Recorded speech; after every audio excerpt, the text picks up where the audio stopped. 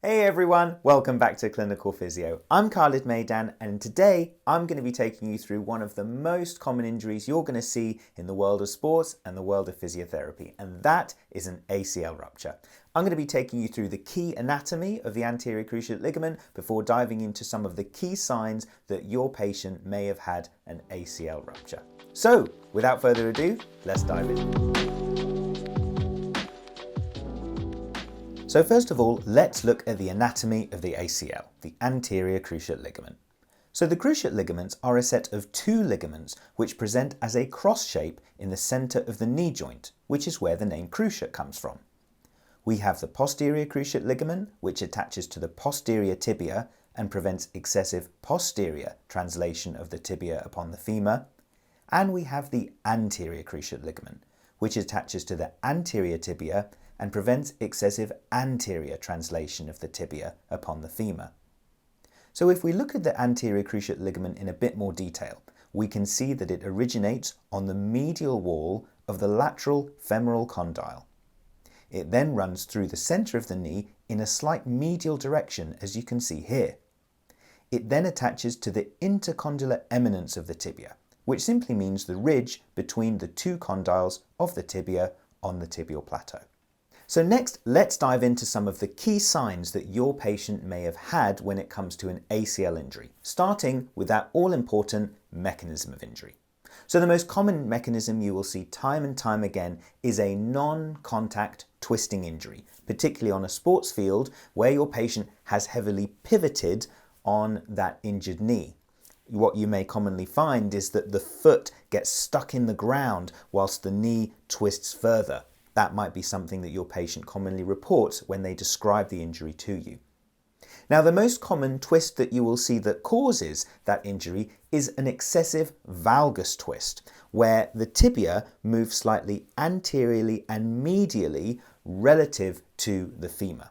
And the reason that we think that is because of is linked to the anatomy. As we saw in the anatomy section, the ACL moves from the femur to the tibia in a slight medial direction, and therefore when that tibia is pushed further into that medial direction when it comes to a valgus twist, that can be what puts excessive force through the ACL, which can cause that rupture. Okay, so that's the mechanism. Now let's move on to some of the other key signs, starting with swelling. The anterior cruciate ligament has a really good blood supply, and therefore when it tears, blood goes everywhere in the knee joint.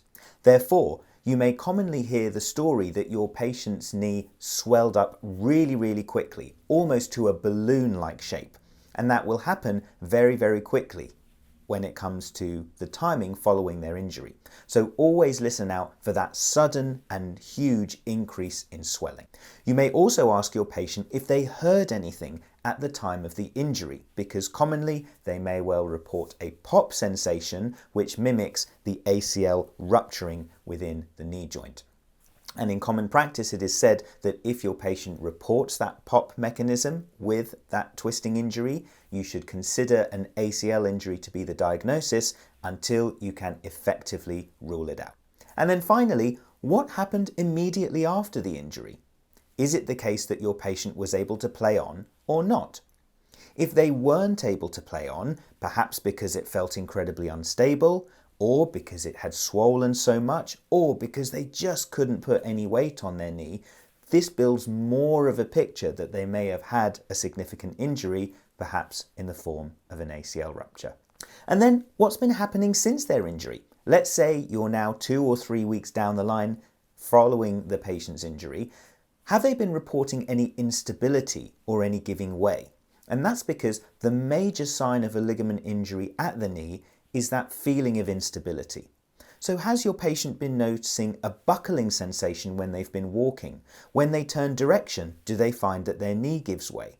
This might further add to your picture that your patient may have suffered an ACL injury because they have been feeling that ongoing instability since the mechanism occurred. So if you'd like to check out the different tests that can be used to see if your patient has had an ACL rupture, check out the end slates at the end of this video so you can see our guidance on the Lachman's test and the anterior draw test, which can be both used to assess for an ACL rupture. Now, it's really important for us to say that the information in this video is some of the key signs and tips to look out for that ACL injury, but it shouldn't be taken as concrete medical advice.